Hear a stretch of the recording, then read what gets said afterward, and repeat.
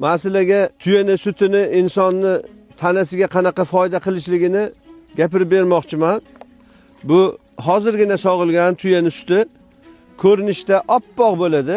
Molning suti sal sarg'imtir bo'ladi. Buni tarkibida shunchalik foydali elementlar, vitaminlar ko'pki, bular insonni sog'lom bo'lishi uchun juda muhim rol o'ynaydi. Bismillah. Tuyani sutini tarkibidagi moddalar qayerdan keladi deyilsa, 500 ming xildan ko'p o'simlik turi bor. Har bir o'simlik o'zida qaysidir bir kasallikka qarshi shifobaxshlik xususiyatini jamg'arib boradi. Bular tabiatda tabiiy turli xil giyohlarni yeb, siz bilan bizga foydali shifobaxsh sutga aylantirib beradi. Buni tarkibida vitaminlar, aminokislotalar, boshqa siz bilan bizni tilimizga kelish qiyin bo'lgan moddalar borki, bular ana shu xususiyatlari bilan shifobaxsh. Tuyani suti nima-nimaga dori deb so'rashadi.